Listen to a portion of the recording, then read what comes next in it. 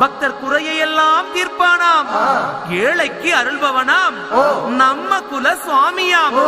அப்படிப்பட்ட சுவாமி ரொம்ப சிறுசையா, ஆனா சக்தி ரொம்ப பெருசையா.